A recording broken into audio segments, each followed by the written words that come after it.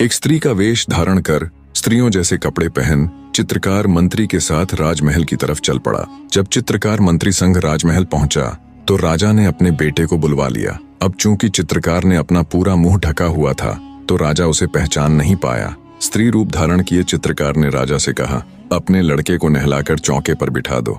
राजा ने देर न करते हुए तुरंत वैसा ही किया।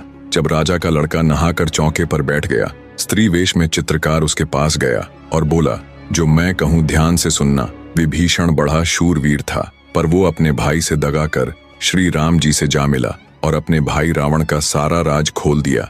अपने कुल के विनाश का कारण बना। मारे लज्जा के उसने 1 वर्ष तक अपना सिर ऊपर को न उठाया और अपने किए का फल पाया। जैसे भस्मासुर ने महादेव जी की तपस्या करके उन्हीं से विश्वासघात किया और वर में उनसे पार्वती जी को मांग लिया, उसका फल भी उसने तुरंत पाया और खड़े खड़े कुछ ही पलों में भस्म हो गया। आगे चित्रकार बोला, ए कुंवर, तू मित्रद्रोही और विश्वासघाती क्यों हुआ?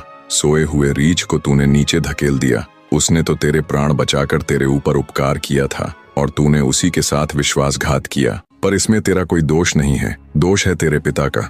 अब जैसा पिता होगा वैसी ही उसकी संतान होगी, क्योंकि बीज जैसा होगा वैसा ही उससे निकलने वाला फल होगा। चित्रकार की इतनी बात सुन कुंवर सचेत हो बोल उठा। तब राजा बोला, ए सुंदरी, सच बताना, तुम्हें वन के जानवर का कैसे पता चला? तब चित्रकार बोला, जैसे मुझे रानी के जांघ के तिल का पता चला वैसे ही जंगल के जानवर का पता चला। इतनी बात कहकर चित्रकार स्त्री वेशभूषा को त्याग कर अपने असली रूप में आ गया। सारी सच्चाई जान राजा तुरंत उस चित्रकार के कदमों में गिर पड़ा। उसने चित्रकार से माफी मांगी और उसे अपना आधा राज्य देते हुए उसे अपना मंत्री भी नियुक्त कर दिया। राजा विक्रमादित्य ने जब ये कथा सुनाई, पूरे दरबार में तालियों की गड़गड़ाहट गूंज उठी। इतनी कथा कह छठी पुतली रविभामा बोली, सुना राजा भोज, ऐसे थे हमारे राजा विक्रमादित्य। वो न केवल साहसी और पराक्रमी थे बल्कि एक विद्वान पुरुष भी थे। वो न केवल एक पारखी बुद्धि के मालिक थे बल्कि ऊंच नीच की समझ रखने वाले व्यक्ति भी थे।